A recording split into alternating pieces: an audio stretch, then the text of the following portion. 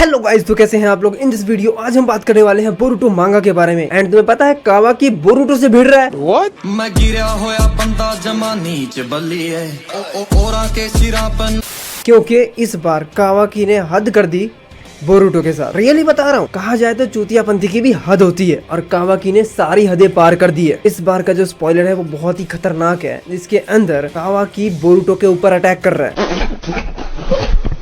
मुझे ये समझ में नहीं आ रहा कि ये इस बंदे को उस टाइम पर बेहोश कर दिया था जुर्रा ने, तो ये वापसी खड़ा कैसे हो गया। ये कहीं बोरुटो की तो गलती नहीं है। अबे साले, क्योंकि जो स्पॉइलर 1 पेज का हमेशा आता है वो स्पॉइलर के अंदर कावाकी बोरुटो से फाइट कर रहा है। सोचने वाली बात है कि भाई अभी तेरे पास कुछ नहीं है, तू अभी जुर्रा से पिट के आया है, उसके बाद भी इसको समझ में नहीं आया कि नारुतो छोड़ दो, पूरा कोनोहा खतरे में है, एनिमीज कोनोहा में आ चुके हैं, होकागे में दम नहीं है, खुद कावाकी के अंदर दम नहीं है कि वो खुद से ही उन एनिमीज को मार सके। ईडा एंड डायमंड का कुछ नहीं पता कि वो लोग कोनोहा को बचाएंगे या नहीं बचाएंगे, कुछ नहीं पता। लास्ट बचा बोरुटो, उसको भी ये बिजी कर रहा है। मेन प्लॉट हिमावारी खतरे में है, लेकिन इसे कोई प्रॉब्लम नहीं है। मैं तो पहले जाके किससे लड़ूंगा? बोरुटो से। तेरा बाप यहाँ छोड़कर गया था कि तेरी माँ?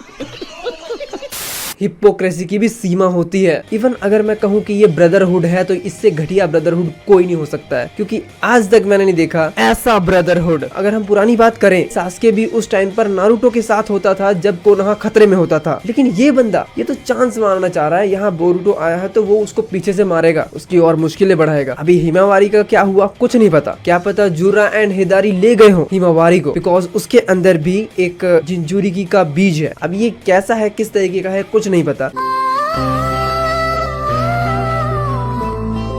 Bro, this is not a brotherhood, it's a enemyhood. अभी जितने भी चैप्टर आए हैं इसके अंदर कावाकी ने बोरुटो को मारने की ही कोशिश की है, भले वो चैप्टर 3 हो, भले वो चैप्टर 7 हो, या फिर चैप्टर 6 या फिर चैप्टर 9। इन सब चीजों में कावाकी बस इतना चाहता है कि मैं किसी भी तरीके से बोरुटो को मार डालूं और उसके बाद जुर्रा से तो लौंडा अकेला निपट लेगा। पिछली बार तो देखा ही था कितना भुंडा मुक्का मारा था जुर्रा को। क्या गुंडा बनेगा रे तू? कावाकी जुर्रा से एक मुक्का खाने के बाद उसे ये पता नहीं लगा कि मैं उससे भिड़ नहीं सकता, उसका मेरा कोई मैच नहीं है। सिर्फ एक मुक्के में तेरे को इतना दूर फेंका है, सो अगर सीधा सीधा हैंड टू हैंड कॉम्बैट करेगा तो क्या होगा।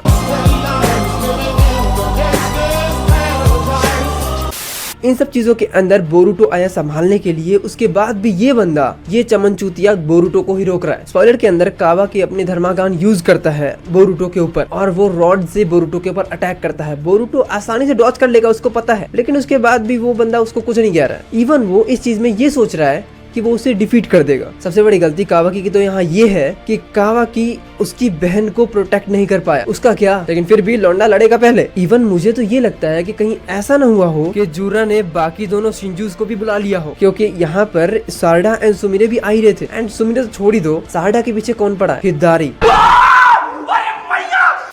एंड हिदारी की वजह से अगर सारडा को कुछ हुआ तो उसका जिम्मेदार कौन होगा? मैंने माना डायमंड एंड ईडा है, लेकिन क्या वो दोनों कोनोहा को बचाने में हेल्प करेंगे? मुझे देखो उन पे बिल्कुल भी ट्रस्ट नहीं है। 50-50 चांसेस है कि वो आएंगे बीच में। इवन उन दोनों के ऊपर भी तो एक खतरा है, बग का भी तो क्लोन बन चुका है, वो भी आराम से आ सकते हैं ट्रांसपोर्टेशन टेक्निक से। सो अगर मान लो जुर्रा के ऊपर ईडा एंड डायमंड भारी भी पड़े तो वो बाकी लोगों को बुला सकता है उन्हें संभालने के लिए। जुर्रा एक्चुअल में कौन है अभी तक तो रिवील नहीं हुआ, लेकिन ये तो पक्का है कि ये कोई नामचीन बंदा है। अब ये तो पक्का है कि ये बंदा जीगन तो बिल्कुल भी नहीं है। जीगन होता तो अलग बात होती, लेकिन जीगन नहीं है ये। दूसरा, ये एक पेज का स्पॉइलर बहुत सी चीजें बताता है कि आगे क्या होने वाला है, लेकिन सबसे घटिया बात कावाकी ने की है।